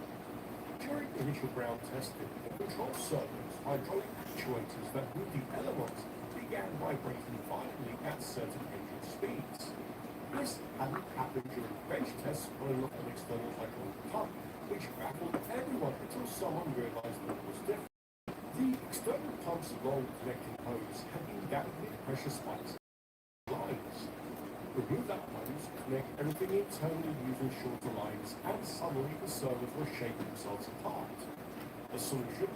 Run an 8-meter hydraulic hose inside the rig between the pump and the servo. The damping effect being accidentally discovered. For the first taxi test, Ben alone, Saab's chief test pilot, was in the cockpit. These runs were naturally cautious, no point in being too keen when testing a new configuration. They just rolled down the runway at top speeds, testing brake, steering and control spot. Although reported that the Dragon seemed to track straight, but the ability of being solid and the controls felt right, maybe even too long. But there was no immediate cause for alarm. On one high-speed taxi trial, Alan pushed the throttle forward until the aircraft reached around 110 miles an hour, and that's when the aircraft began to feel light on its wheels. Not a pitch up, not an attempt to take off, just a sudden weightlessness that anyone who has piloted an aircraft will understand. That moment right before liftoff, when the wings are generating enough lift to take the weight off the landing gear, which raised this question: should they let it fly? See, the problem was the weather. December in Sweden meant short days, long nights, and snowstorms that shut down flying for weeks. The test team had and they were losing daylight with every delay, so they kept being placed in taxi runs and waited to see what would happen. What happened were unintentional cause. The Dragon lifted a meter or two off the runway before settling back down. Brief moments of flight that proved the wind generating lift, but told them nothing about how the aircraft actually behaved. Then, winter promptly arrived. Weeks passed. The Dragon sat in his hangar and his SAR team waited for when they would finally let them fly the thing properly. January 21st, 1952. Clear skies and light winds over Linköping. The kind of winter morning Swedish test pilots dream of. On flying Blue Dragon's cramped cockpit, this time not for another taxi run, but for the real thing. He worked with the checklist methodically. Hydraulics, green and holding, controls, free, fuel, tops off, flow confirmed. He lit the other, lit school up, and taxi to the runway threshold. One last check. Temperatures and pressures in green. Once it was happy, feet off the brakes. Olo opened the throttle, and Little Dragon began to accelerate down the runway. At about 110 miles an hour, he was back on the stick. The nose came up, the wings left the tire, and Little Dragon climbed into that clear, blue sludge sky. For the next 25 minutes, Olo flew conservative circuits, just gentle turns, tuning basic control response, and general behavior to make sure the aircraft wasn't hiding any nasty surprises. So far, everything was working exactly as predicted. Then came the landing. Landing a Delta requires a high angle of attack. The nose pitched up so far that forward visibility disappears completely. Only practice this mentally, but doing it for real in an aircraft no one had ever landed before was another thing entirely. He opted for a long, shallow approach, essentially a fast, flat glide that minimized angle of attack and consumed a lot of runway. Touchdown came around 120 miles an hour with no flare, just a gentle settling of the wheel. The Dragon stop, everyone at SAR would breathe. Actually, there's an amusing footnote here. Back in early December 1950, first flight, SAR made an announcement to the press, claiming that their experimental aircraft had completed its first flight, even though it hadn't actually technically flown yet, except for a few hops. Perhaps somebody in the publicity department got a little excited, or perhaps they were just getting their press releases ready a touch too early. The Lady Dragon, which means the kite, as well as the dragon in Swedish, came from the wing shape rather than any fire-breathing beasts of yore. And as dramatic as the name sounds, it was said that Eric Pratt wasn't particularly fond of the name. But regardless, the double delta could fly, and that simple fact changed everything. Dragon program now had its proof of concept, and within months, the Swedish Air Force ordered 3 full-scale prototypes. But the Dragon's work was far from finished. Early flights mounted air intakes, originally chosen for aerodynamic cleanliness, weren't providing sufficient airflow to the outer engine. At certain speeds and angles of attack, the intake was essentially starving the engine of air. Some solution was straightforward enough. Relocate intakes to the sides of the fuselage just after the cockpit. The modification worked beautifully. Airflow improved. The engine ran properly across the entire flight envelope, and the side intake configuration became the definitive layout every Dragon would follow. Over the next 4.5 years, the redesigned 210 was flight test after test. Sources vary on the exact numbers. Some cite 887 test flights, clocking up 286 hours a year. Others reference over 1,000 flights. But what matters is that the little aircraft spent years proving the double delta concept in every configuration SAR could think to test. Some tests were routine enough. Stability checks, control response, full characteristics at different speeds, and central gravity positions. Others were decidedly less. Wool tufts over the wings, hundreds of them, each one a tiny wing indicator, and mounted a camera on the fin to photograph the airport passengers.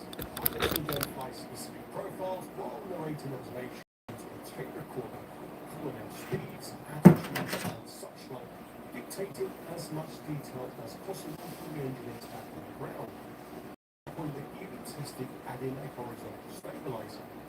Remember General Jakobsen back in Chapter 2, the one who insisted Draken should have a tail? So, humoured him with characteristic Swedish politeness. They designed the tail, built the model, and tested it thoroughly. The results were unambiguous. Adding a horizontal stabilizer made everything worse. Those powerful vortices coming off the leading edge, responsible for so much lift at high angles of attack, would hit the stabilizer and collapse. And once the vortices collapsed, the wing lost lift and the controls lost authority. It was clear that Draken would remain tailless. Jakobsen's intuition, well-meaning as it was wrong.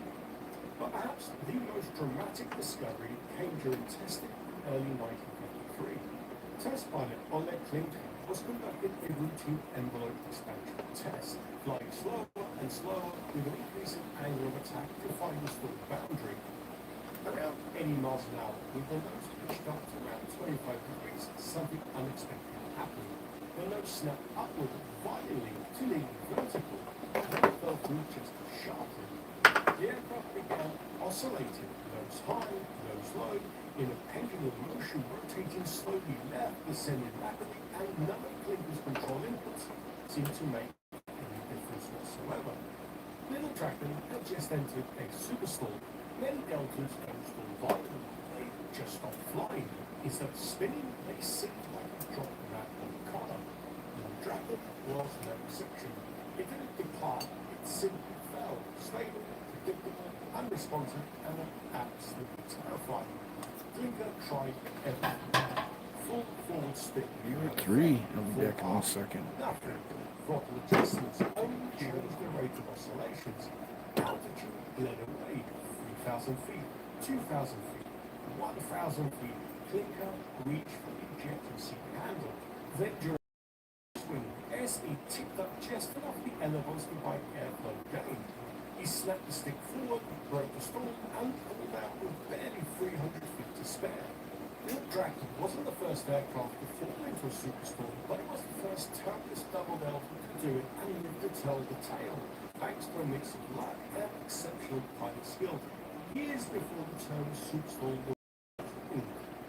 Back on the ground, engineers pored over the data and devised the recovery technique. Stick full aft, then snap it full forward during a forward swing to break the stall before the aircraft pitches up again. It had later become standard Draken training.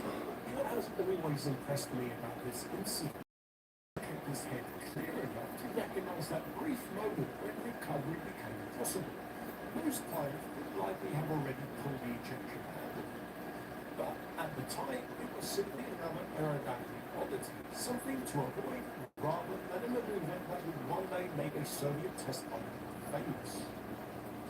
Little Draken kept flying through 1953 and all the way into 1956, long after the full-scale Draken had already flown. The final flight was flown on October 25th, 1956 by Simon Atterborn, just a routine test flight, nothing as dramatic as Klimka's flight a few years earlier. Today, Little Draken sits in the Swedish Air Force Museum at Linköping, slightly battered, missing its engine, sporting dummy weapons it never carried. But it had done its job. It proved the double delta worked.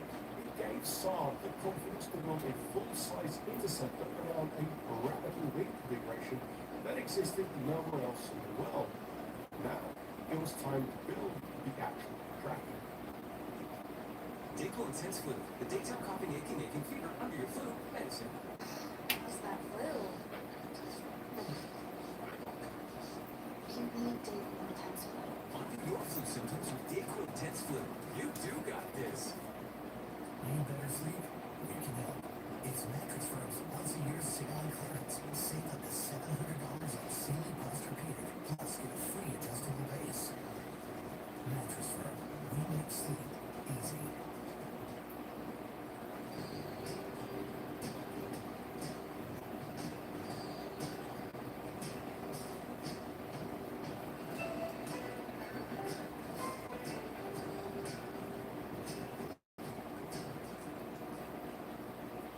want to take a second here to thank you so much for watching. I'm truly grateful to share my love of aviation with fellow enthusiasts like you. So if you're enjoying this story, please take a quick second to hit the like button. It's a small gesture that makes a huge difference in helping me reach more aviation fans. Now, let's get back to the story. October 25th, 1950, 3.5 years after Draken proved the double delta concept would work, Ben Holland found himself climbing into another prototype aircraft that was the King. But this time, there was nothing little about it. The prototype sitting on the tarmac, designated FPL-35-1, though everyone was already calling the Store Draken, the big kite, was a proper interceptor. Longer, heavier, faster, and powered by an engine that could generate meaningful thrust. Wingspan was just under 10 meters, or 9.42 meters to be precise, nearly double that of the 210. The wing area came to 49 square meters, roughly half the area of the tennis court. Length, 15.35 meters. Tail. Holland had flown over the 210 dozens of times under the squirt, and he actually had a double delta height across the flight envelope. That experience was no doubt reassuring, to a point anyway. But the full-scale Draken wasn't just a bigger Draken, it was an entirely different proposition. 8 tons of aluminium, fuel, and a single turbojet, all wrapped around a wing configuration that nobody had ever flown at this size before. The maths said it would work, the Draken said it would work, now alone would find out if they were both right.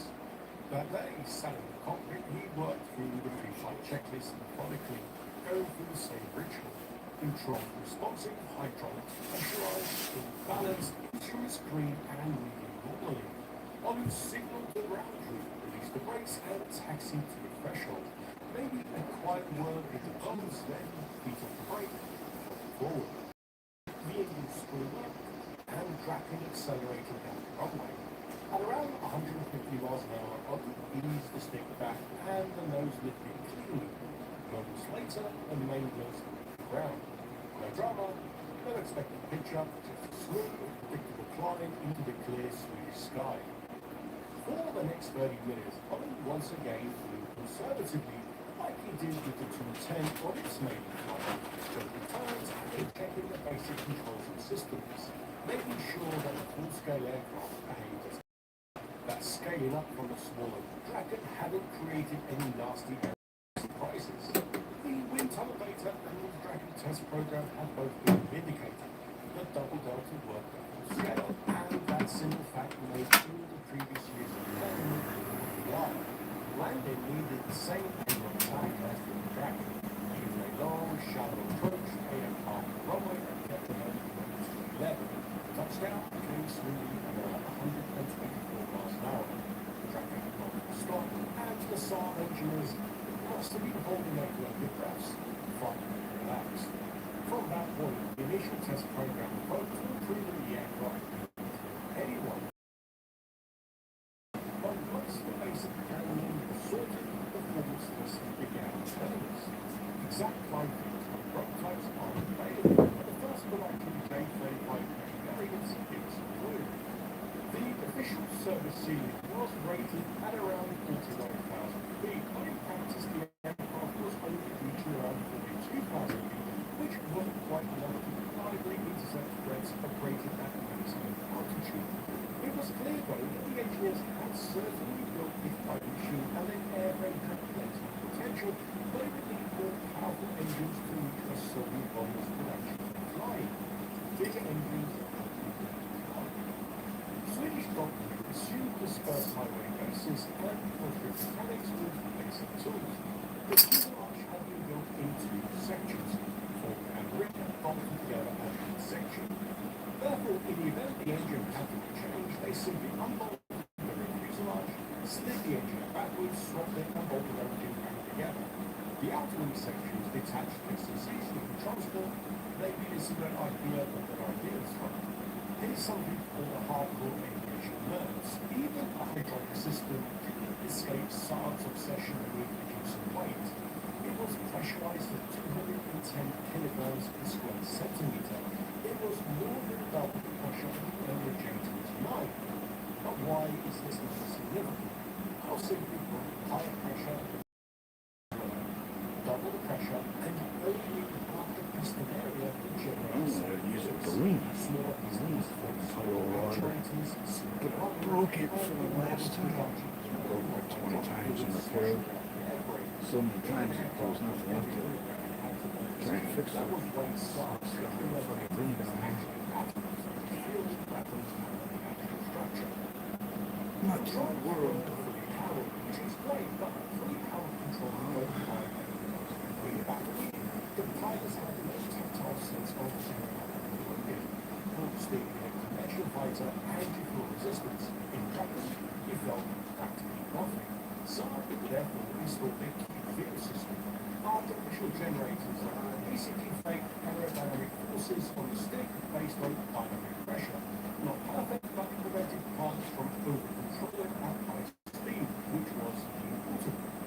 But whilst that first flight was a big win for the airframe design, getting to that point meant overcoming a problem that had nearly derailed the entire program before the 35-1 even left the ground. And a source for that problem? The Svenska Fleet motor RM5A sitting in the prototype's fuselage was the end of the dream and the beginning of a compromise that Swedish engineers had spent years trying to avoid. Though I should note that while researching the story, some sources claim that the prototype was actually powered by an engine staying on the side of the borrowed from the British, rather than the license called RM5A. The documentation isn't entirely clear on this point, but either way, some of it represented the same compromise. Sweden had never wanted to rely on engines. The plan, ambitious but logical for a country with Sweden's technical expertise, had been to develop indigenous turbojets that could power everything from Lancer aircraft to the supersonic traffic interceptor. Two companies working together: Svenska Fleet motor with their centrifugal designs and Star with their more sophisticated axial engines. By mid-1949, therefore had made its choice. Star's axial design, specifically the Novell turbojet with power Lancer, and an even more powerful plan still on the drawing board with the propel traffic to Mach 2. Novell took years of development work and was to be the source of considerable national pride. Chief designer Kurt Nicolin and his team at Star's facility had created a sophisticated engine with a 9-stage axial compressor that fed 9 combustion chambers and a single-stage turbine. With one from the bridge, they were able to fill gaps such as fitting with controls, pneumatic flame tubes, and just steel turbine discs. But it can't be stressed enough. The overall design was Swedish. In comparison, the British Avon followed a noticeable design philosophy. While the engineers had started focusing on the cabinets, the Avon had far more reliable multi-stage compressor and a more refined cannula belt system to higher pressure ratios and thrust.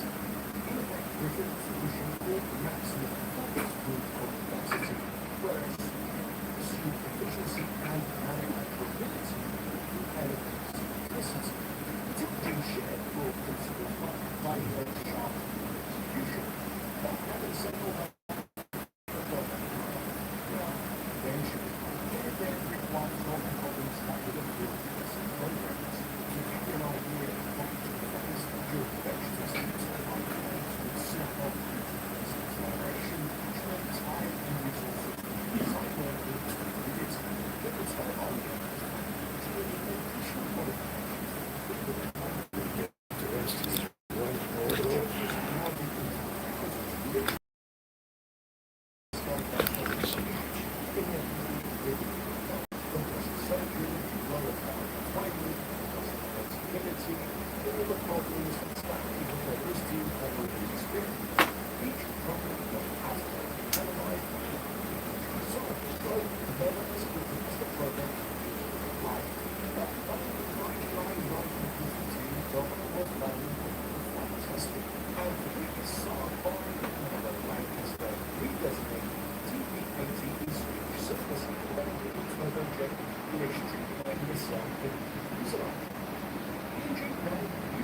Over flight test and 4,020 hours in electrons.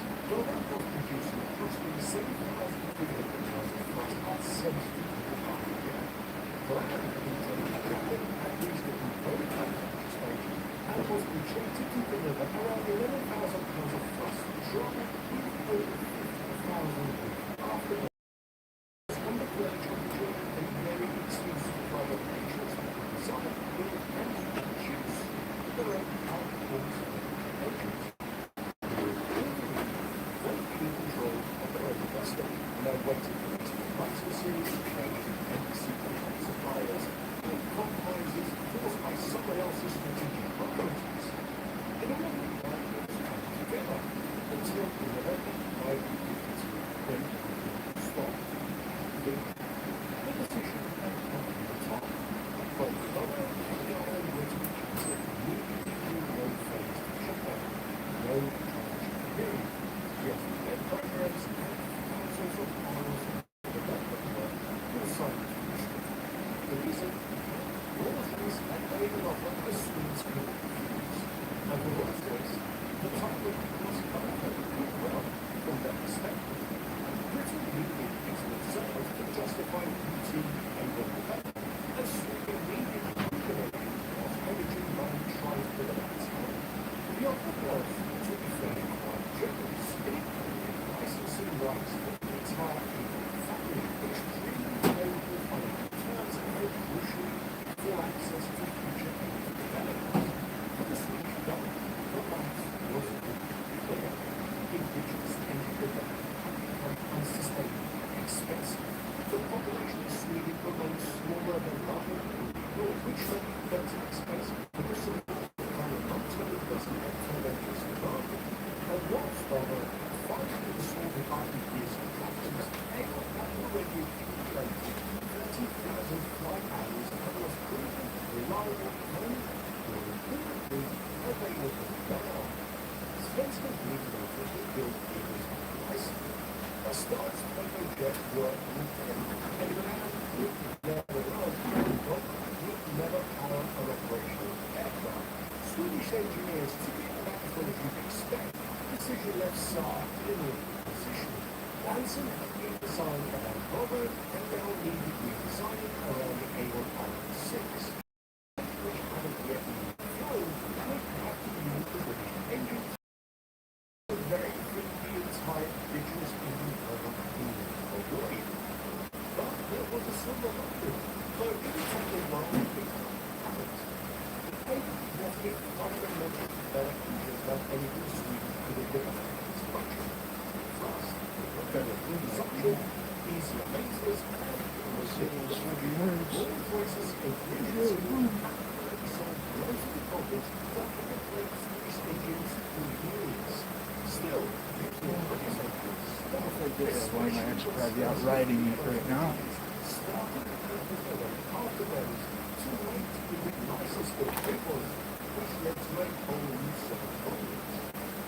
Just as Sweden's engine ambitions were collapsing, the airframe itself was proving every fuel would be turning on its back highest. The problem was making everything else around the world too. The first production draft designated J-35As with the Swedish military's typical flair for the American lanes, came with the RM-6B engine and the Swedish design partner with the EPK-65. 69 airframe configuration, officially known as the J-35A1. Are always discreet, but weapon protection can up to 40% less small than the past. Which gun cells last 2 times longer?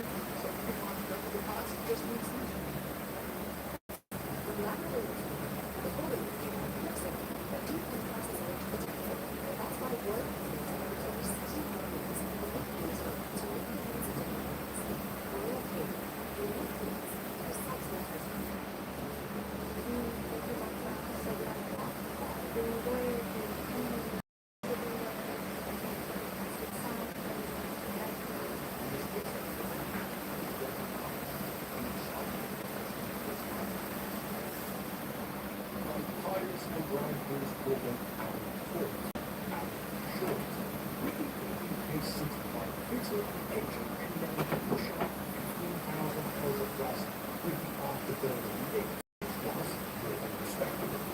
While engine assembly was relatively compact, that meant bigger fuselage short. This created a problem for a lot. Remember, Delta wings require an uphill attack landing, sometimes derived from the wings themselves. For better action, with a short tail, the fuselage was open and close to the top. So our solution was pragmatic. With a small, solid tail skid to protect the underside during landing. The tail skid did its job, technically to prevent structural damage. It also had this spectacular trail sparks down the runway every time a plane misjudged the flare, which was both impressive and mildly concerning for everyone watching. With EDK-66 arm, addressed this problem by adding 6 to 7 inch pounds to the thrust. Excellent news for forwards. Unfortunately, the forwards are longer. It's an 18 system fuselage when possible without extending the time. Some of the last 25-8s also include Apple Wang or Apple Long, where they rear fuselage to accommodate the more powerful afterburner. This meant replacing the tail skid with some more sophisticated. Some engineers came up with a pretty simple solution. They simply retracted double tail wheels, they nicknamed them roller skaters. The wheels retracted into the tail wheel front and before it automatically during landing. You need to fully baseline to choose the maximum aerodynamic rating without turning the fuselage into a landing zone. As a bonus, the longer tail unexpectedly drag an EDK-66 aircraft will not only be powerful, but also slightly more efficient. Sometimes it will only solve themselves after a fashion, while some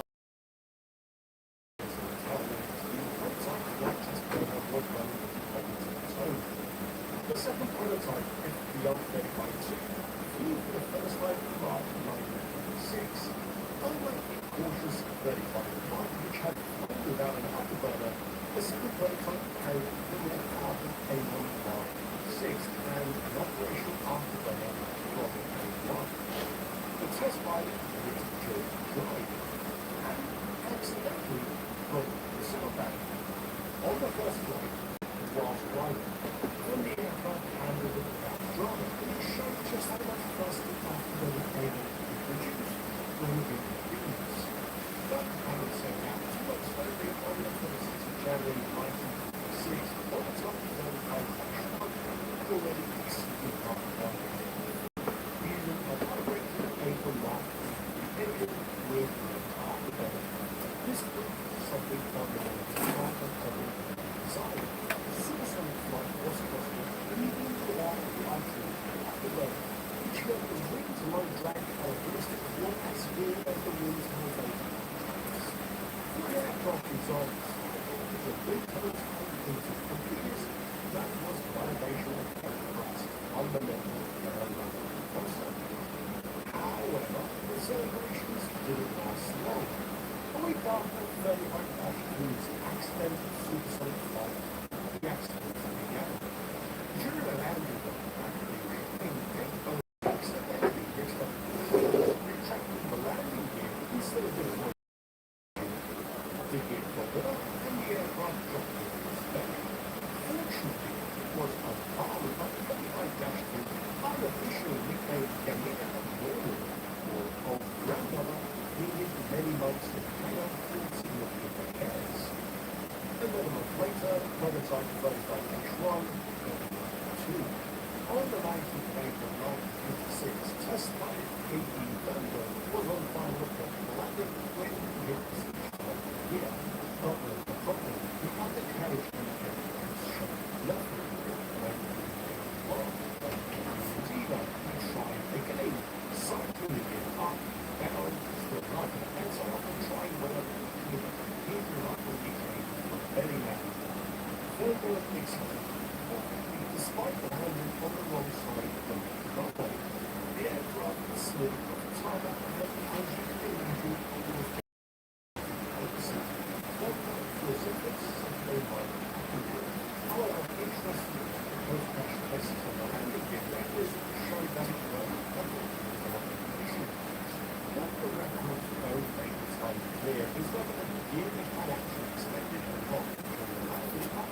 Further, indicator failure, however, indicator failure is function.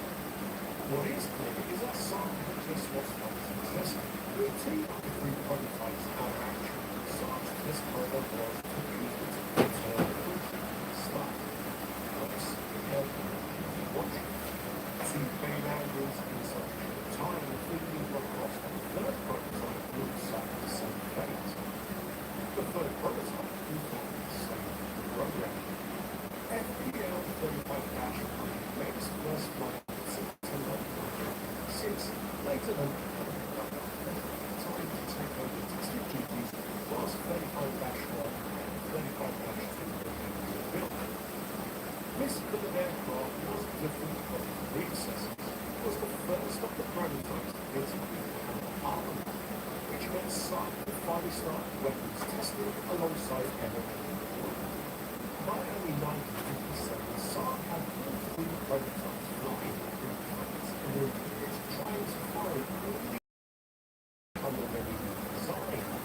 Certainly from pilot, software design, control sensitivity to power or medium. Dragon was touching around the pitches, far more sensitive than the beam. The combination of a tailless layout and a highly swept wing was positioned far after the wing's trailing edge had tremendous leverage for pitch control. Small stick input produced large nose movement, which led to highly increased oscillations during approach landing. Some might report being archaic, that the oscillations could be set up by the target. This wasn't just it was dangerous. Several crashes resulted from pilots over control of the aircraft during the place of flight. SARM solution followed retrofitted less sensitive control systems to turn the aircraft. Not having entirely in the cockpit. Dragon would always non-sleep precise inputs. Pilots would try to muscle her around like a conventional fighter, but we discovered why that was a bad idea. Landing brought its own challenges. Pilot boats on their pre-transition to Dragon with aircraft described the aggressive. Coming from a tree of good load down during approach, the high angle on attack was being used. Raising the load completely required thrust. Also, the some sideways around the instrument cap to see the runway and the theory. But perhaps the most insidious element involved the flight control from SARM's at high speed and low altitude. During high-speed movements, at console speeds near sea level, pilots discovered something very unpleasant. All hard and strict, and not much happened. It elevated rapid, but not fully. The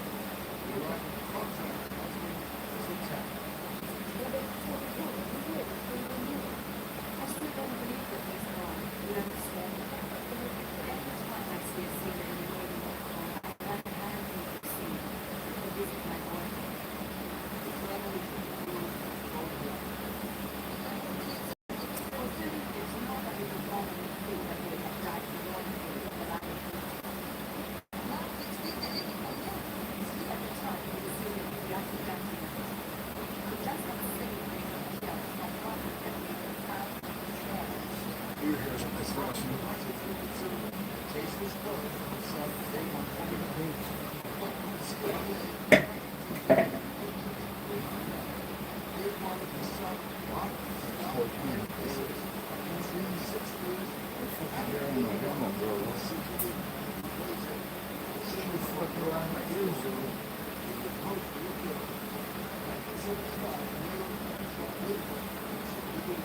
than that, single fucking black hair that I didn't know was there. I can only assume it's been there for the past 12 years. Really long, all by itself. Nobody ever would have told me.